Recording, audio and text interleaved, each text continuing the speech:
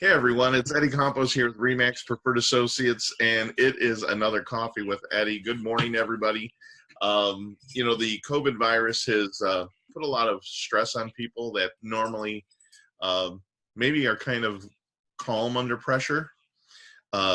Seniors that were graduating this past year or supposed to graduate this year are dealt with some pretty big blows, things that are typically huge events in their lives. Graduation ceremonies, graduation parties, their senior prom, things have drastically changed for them. And in our community, Erin Wiley with the Willow Center has been very influential in being able to help people get through these difficult times. So Erin, thanks for joining me today. Appreciate it. Yeah, thanks for having me. So one of the things that I wanted to start with, and I've got a lot of content that I've gone through with in preparing for this interview, so please forgive me if I kind of move forward because I know that you're very busy and I want to be respectful of your time. But to start with, seniors themselves, young people, how have you seen this impacting them, and how do you see them coming through this? Yeah, so for the teen patients that I see, just like adults, there's lots of different reactions. There's a lot of anger.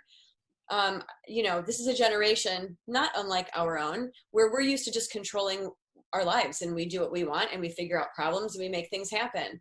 I always jokingly say there's really only one thing that I think people still can't control, and it's fertility stuff. Like, that's when people get stuck. You can't control that all the time. But this is a situation unlike anything, obviously, that any of us have ever gone through. The longer this drags on, the more it feels like maybe what the Great Depression felt like, something that changes everything. And so these kids that are only 17, 18 years old have never experienced it, have parents who've never experienced it, and everyone's feeling their way through. So you've got these kids who are really mad because they're used to having a scapegoat. Like, it's someone's fault, right? I mean, that's kind of America, right? Like, that's what we do. Who's to blame? And there's absolutely no one to blame. And so I think there's a lot of built up anger that they're learning how to manage. Also, of course, a lot of sadness. I mean, the anger and the sadness both come from grief. They're grieving a lot of loss.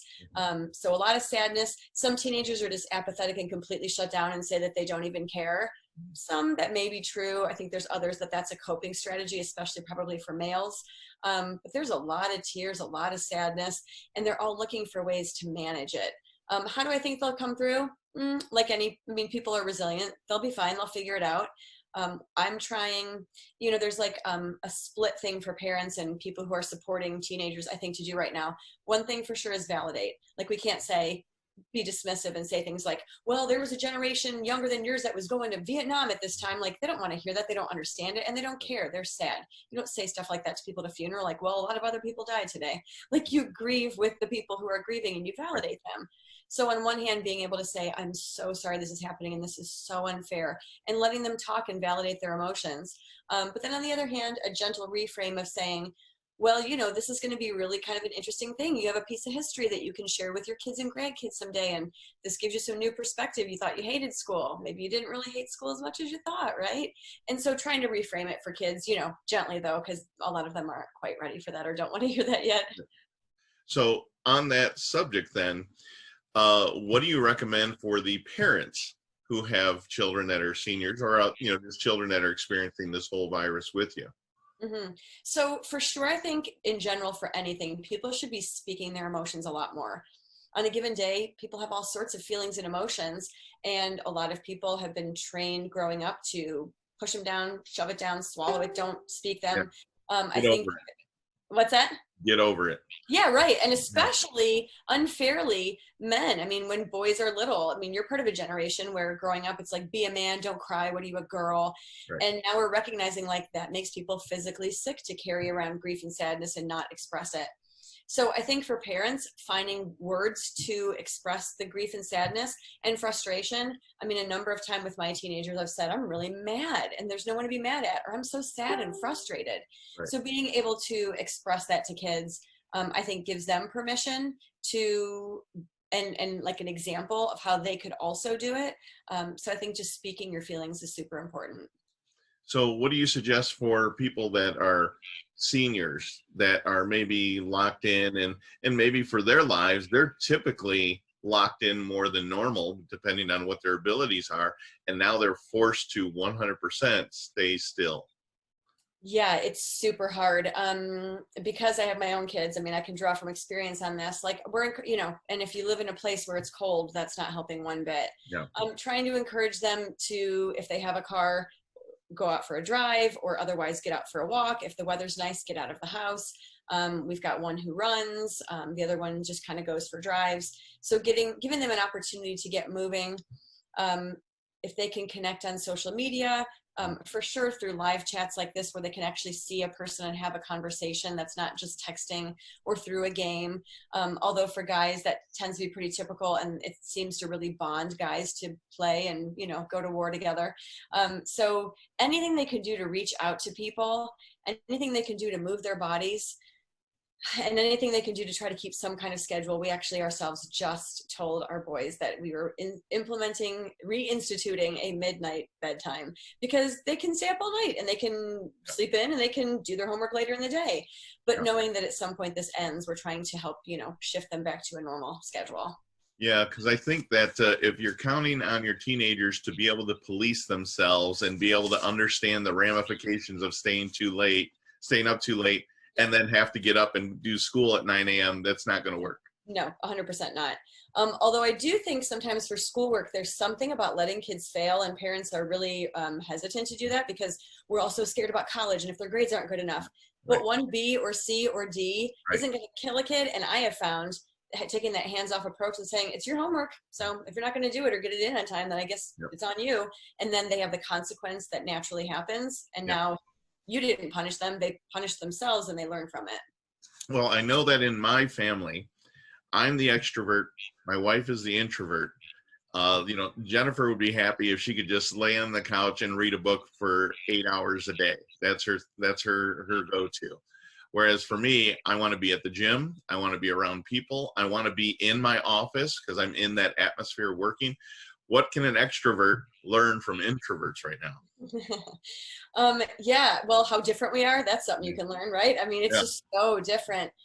I think, speaking as an extrovert myself, I found it very painful. But I do believe as a therapist that people tend to have something that we call overdeveloped coping skills. And if there's something in your life that you're obsessed with, or you maybe do too much, and most people know what it is. For me, it could be work sometimes, but we're all running from our feelings and we're running from hard times. So if people have something that they always do, maybe to excess, some people it's eating, some people it is locking themselves in their room and just watching TV. For extroverts, we do a lot of running, go, go, go. And that's exciting and that's fun. But there is something about reflective times where we just sit down and say, like, okay, what if I'm not constantly moving? And what if I'm not constantly filling my schedule with people and activities that are so fun and stimulating? What does that leave me with? And I think for extroverts, it's painful, but that can be good because it's like, are we running from something? Is there something we should be dealing with? Do we have a problem sitting still? If so, why? Are we obsessed with being productive? Are we obsessed with excitement and fun times? And then maybe trying to find some balance and processing through those emotions, I would like to think could bring about a greater balance. Well, so I'm sure that you would agree that it's probably good for people to go ahead and indulge maybe just a little bit in some of those things that they wouldn't normally do, because I'm going to call you out on something. I saw that you had boasted about 100 days without soda, and then I saw that you cracked recently. Yes. Oh my gosh, I so cracked. And let me tell you, I have no shame. I think because I'm a therapist and so I'm so used to spilling my garbage, like I have no problems with it. And I encourage everyone to do the same. Like you should be able to talk about your dark, bad stuff, because if you can and have no shame, then you can be your healthiest self. Yeah. So Eddie, I lost my mind the other day, and I tend to be an emotional person. And I ride those emotions. I don't ignore them. I express them. And the other day, similar to yesterday when they announced it was official that my kids weren't going back to school, which meant no prom, no graduation. My kid can't be the lead in the musical. There are some dark moments. And I try my best as a therapist, but before I'm a therapist, I'm a human. And so the other day I thought, I'm done. I'm having a Pepsi. Because I gave it up because it's bad for you. And I don't drink alcohol, so Pepsi's kind of like my alcohol. And I thought, that's it. I'm having a drink. If you're doing it, it'd be great if you picked it because you thought, you know what, this is a fun indulgence, I'm going to enjoy it. Mine was a little more like, I can't take it anymore, I'm going to drink a Pepsi. But quitting something that was bad for me has really taught me how much we depend on outside things to feel better. And when I feel tired or frustrated or bored, back in the day, I always would drink a Pepsi because it's a sugar rush and a caffeine rush, and I would feel great. And having that not as a crutch for 3 months really led me to a place where I had to find other ways to deal with emotions that, you know, like people typically do. Eating is a really good coping skill until it isn't. Yeah, there's a chemical that's released when you get that. Is it endorphins or Dopamine? dopamine? That's it. Yeah. I say it's like your brain is saying, yes, more, more, more. And it's super hard to resist that because it makes you feel great. Yeah. So now, do you like hide the Pepsi like up in the ceiling tiles of the basement somewhere, or is it really? It's funny. I didn't know we had any. Yeah, I didn't even know we had any in the house. It's in the garage, and my husband knew where it was apparently. But I was really steadfast on not drinking it because it's just so bad for your body. And so I had it the other day, and I found like so many people. I mean, really, it's like understanding it through an addictions model. Some of the newer research in addictions shows that what we become addicted to is the process, the procedure that we go through, the pattern. And so the idea of having it, how you're going to feel, is what your brain starts responding to. Getting it in your hand and feeling the cold can, cracking and feeling it in your fingers and hearing the fizz. Those are all cues that make your brain release dopamine. And so I'm happy to say that I drank it and thought, boy, this isn't what I thought it was. Previously, I had associated the taste with how I'd feel, but it's all artificially created, the ritual. And so I haven't had one since. Well, so yeah, I know, like, and I'm trying to be moderate and say, you know, and if I do, no one dies, and it can be a treat every now and then. But yeah, it's, you know, we try to avoid our coping skills or crutches that are unhealthy. So in real estate, we've gone through several changes. Some things we had already been using, but not to the extent we are now, like Zoom meetings, online signing documents, things like that. Healthcare, specifically in your profession, Zoom is not something that I would assume you guys were doing a year ago like you are right now. You know, totally different.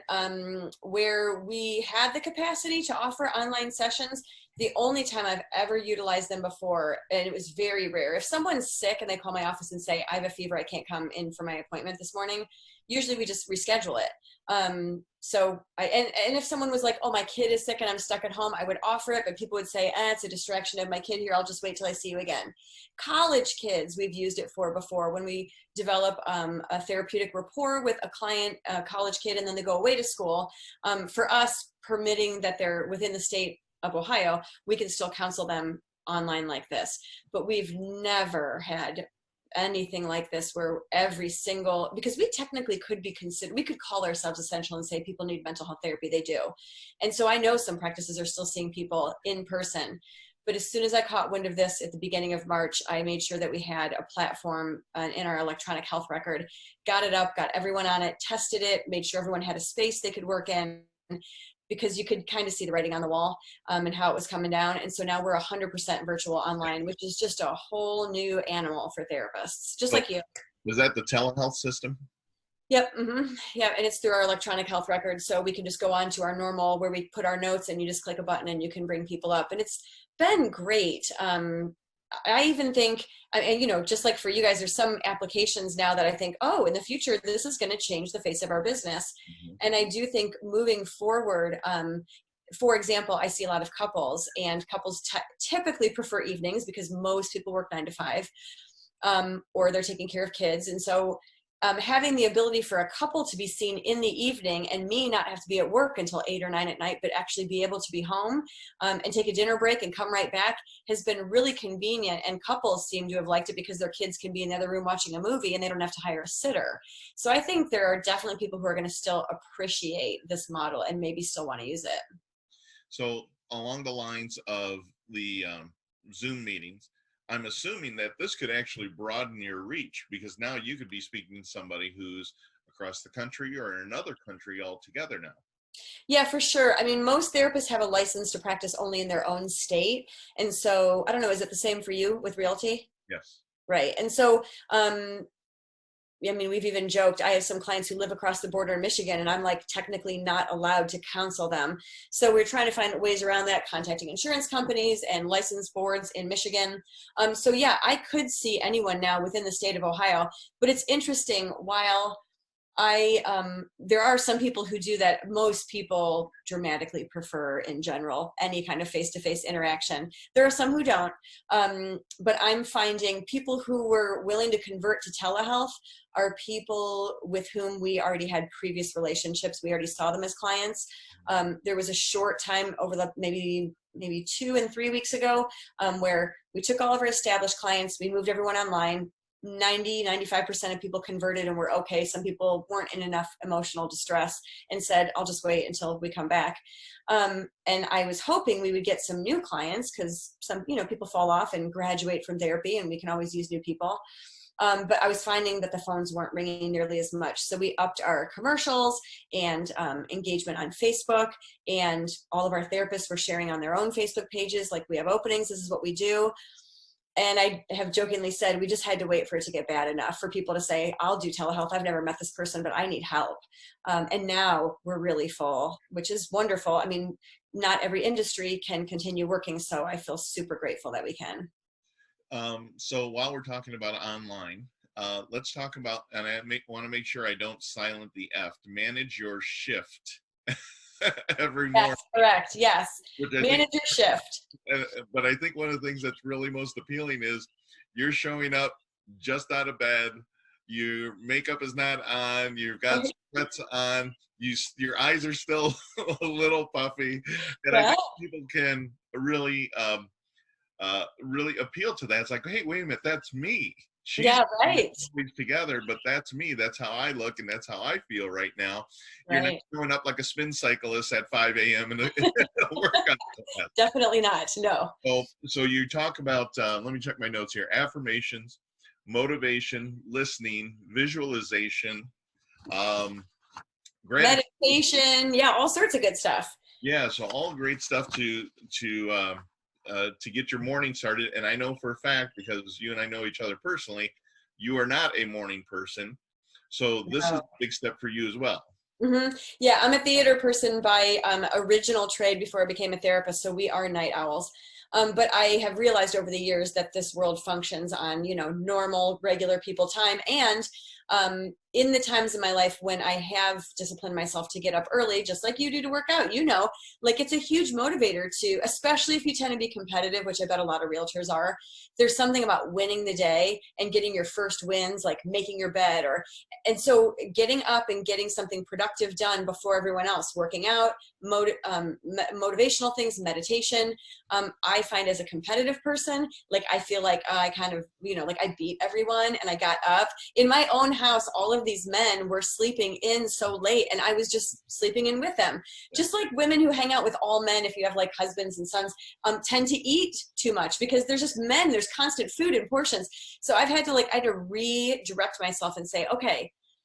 Yeah. So I appreciate that not everyone is going to feel motivated to change or try new things during this quarantine, and it's unfair to put expectations on people to do so, because this is a stressful and grief-filled time. But I have a choice to sleep in every day till 7:30 or 9:30 or 8. And then I feel like a slug, and I feel lazy, and I feel like I'm behind, and I don't like it. And so I challenged myself to start getting up again at 5:30, which is really hard to do. But once you start doing it, you get tired earlier and you go to bed and you get enough sleep. And there's something about being up before everyone in your house that I think feels productive. And particularly with the manage your shift, your morning shift, something literally about mentally and emotionally focusing for the day, making an emotional and calendar plan for the day, reviewing the plan, visualizing how you want to be during the day, that has a huge impact on the amount you accomplish, but more importantly, the lives you change and the people you touch. There's something that you just said that I'd like to touch on that I feel really is the root of everything, because I know one of the things you're talking about with this is basically trying to find a way to get back to basics, get those things accomplished, and move forward. And life is about choices. So we have a choice of how we want to live right now. So things happen to us, but are we going to make lemonade or are we Mhm. going to just, drown in this For sure. bitterness of the lemons? So how do you get people to help realize that you have a choice on how you're going to react to this situation? What are the key things that help them make that realization for themselves? Sure. That's a great question, Eddie. I mean, I think one of the first things from a therapy point of view, if you know someone who is resistant to change, or so like we're talking about like whiners, complainers, and victims, right? People are like, nothing ever works, or this is so unfair, or well, I tried that, it didn't work for me. I know for a lot of people that wears on people, especially highly motivated people, because it feels like a cop out and we want to try to motivate them. And usually us trying doesn't do any good except make them feel bad about themselves. So I really do think kind of, going back to some of the things I said before, there's something about validating people. And so when I have someone who says, well, I tried working out and it didn't work for me, or I tried a healthy eating and it didn't work. And I say, really, instead of saying, well, that's not possible. Human bodies work a certain way unless you have a legitimate metabolic problem and you're genetically compromised. So instead of fighting with them, I just listen and say, so tell me more. Okay. And so, I mean, like you're suggesting, the best thing is to get them to come to it themselves. And so I think asking questions is helpful. Like, well, how was that for you? I would imagine that would be frustrating. Was it frustrating, or do you not care? And like, I don't really care. And I say, well, but you're saying that you want to change, but you tried changing, it didn't work. And it sounds like you're frustrated. Well, I am, but and so whine, complain, but you have to let people get that out. And I also believe that there's a significant number of people out there, again, this is like a total therapy psychology thing, but who either grew up in a house where they were not properly emotionally attended to, people dismissed them, ignored them, blew them off, or they had alcoholic parents, a parent in jail, just a parent who's depressed and doesn't pay attention to them. And so they're looking for attention. And if they have come to find that achievement is a way to do it, then they do that. And if they find that complaining and being negative and a victim is a way to do that, which a lot of people do, then that's the pattern they fall into.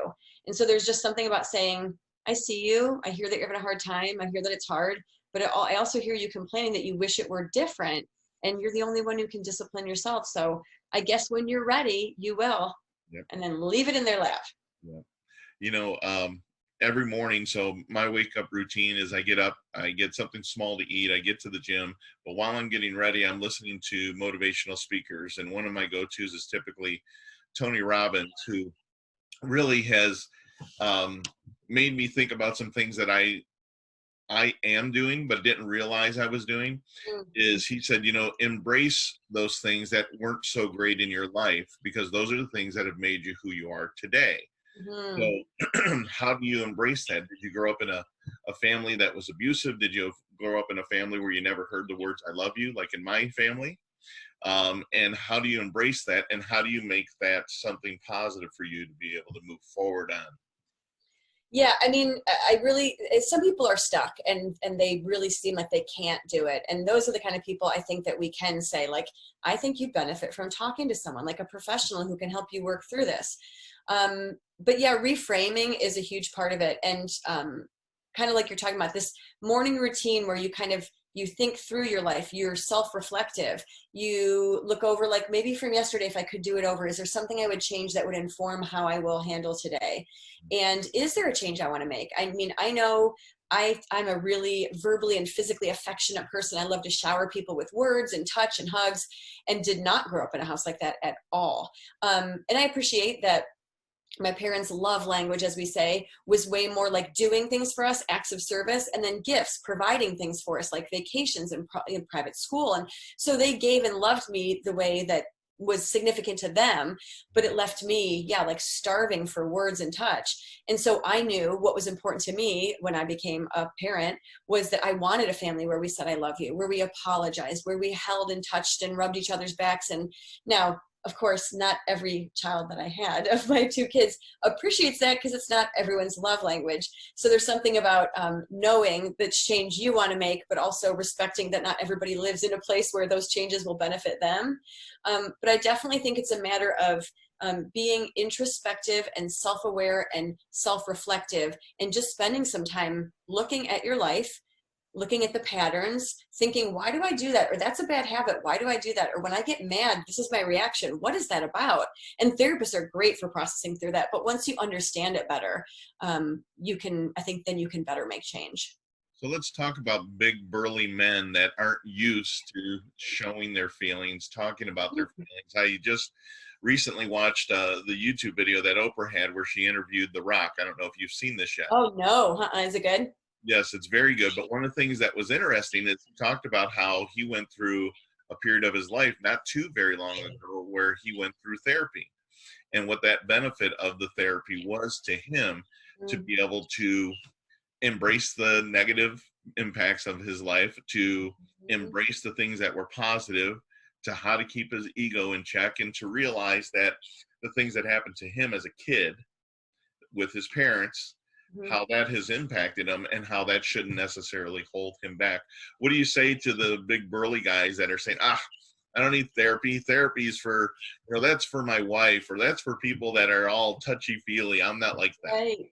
Yeah. I mean, even if you're not delving into the emotions, which I think that naturally happens anyway, even if you just want, because guys do tend to compartmentalize. I mean, a typically masculinized brain is very separate when it comes to the hemispheres, where women's are super interconnected. And so guys do tend typically to see things more compartmentalized. So even if you went in with the intention of, I want to live a more productive life, a better life, I want to be better for myself and the people around me, I think just having a therapist that you can go to and say, here's patterns I notice, here's things I'd like to change, here's thoughts I have that hold me back. It could be very cerebral and cognitive if you want it to be therapy. But I mean, at the essence of all people is an emotional experience, and particularly men who are partnered, but definitely men who have children, I would say, I think you owe it to your kids to be able to learn how to process your own emotions, because that's what creates healthy physical and mental people. And so for kids to see dads who are not emotionally aware and who get angry when the kids are loud and scream and yell at them, it's confusing, it's unsettling, it's emotionally distressing. It makes kids feel insecure and anxious. And so if nothing else, just for your children and grandchildren to be able to manage that and learn about it, so you can talk to your kids and say, hey, I got really frustrated. That was really unfair. Sorry, I yelled at you. Like, to be emotionally healthy, you do kind of have to process through some feelings. So yeah, I definitely think the bravest guys are the ones who can go there. Yeah. Especially when they've been socialized so much of their life to not do it because it's been deemed feminine, right. And God forbid you be feminine. Right. We should all be a balance. Right. I grew up in a family of the greatest generation. My dad was in World War II, and I only saw him cry once in my entire life, and that's when his older brother died. And I love you wasn't said in our household, but they showed their love by providing a home, providing food on the table, keeping us safe. And that's how they were shown love, or maybe not as much so, but they had the opportunity to show us, and that was good enough. And I think one of the things that happened in that generation is, they're referred to as the greatest generation, but at the same time, I think they were the just do it generation. Absolutely. You just do it. Absolutely. Yeah. I mean, you, in times of crisis, just like right now with the pandemic, like, you have to power through. Right. And just like, I mean, imagine we still have a big part of our brain is exactly identical to every mammal out there. So our mammal brain in distress is in a distressing place. Like, I don't know, to try to make up an analogy, I mean, imagine cornering an animal and poking it with a stick. Like, right now we are in a corner, we're stuck, we're trying to find ways to survive. Some people are doing better than others, but we're not out of it yet. We're not in the clear. It's not over. We're still getting poked with a stick. And so a lot of people are in survival mode and are just trying to find a way to get through. And I totally agree with that. I think when you're living in a time where you're in the war and there's no money and you have to make do with what you have, you don't have the luxury to sit around and say, like, I miss taking violin lessons, and like, I can't get my nails done, like all the simple things. Like, so power through is what they had to do. And I do think that probably hurt them in some ways, because they weren't encouraged. They weren't encouraged to process emotionally and say, hey, it's okay to be sad. This is a really hard time. And then people tend to push it down and plow forward, and that's not physically healthy. Well, so ugly rocks when under pressure turn into diamonds. So this is our pressure moment. So I appreciate what you're doing online and through social media to be able to help people realize their diamond moments. How can people reach out to you? Sure. So our website for the practice here in Northwest Ohio is willow-center.com. And you can find us if you Google us or if you look us up on Facebook. Everyone's working from home, so if you call, we've got secretaries with home offices who are taking calls privately, making appointments, helping guide you to the best therapist in the practice that would work for you. Something about our practice that we really like to tout about ourselves is that we recognize that not every therapist is a good fit for every person. And so if people call us and they see someone and they feel like it's not a good fit, we're super open to switching between each other and making sure that the client feels like they're best served by a therapist. But all you have to do is you can give us a call, 419-720-5800. Google it, and we will get you in for an appointment. We take almost all insurances locally, and we have, I think, a really fair private pay rate so that people who are underinsured or uninsured can still afford therapy. Well, I truly appreciate your time. Thank you for what you're doing for the community, and good luck and God bless you and your family. Thank you, Eddie. The same to you. Thank you.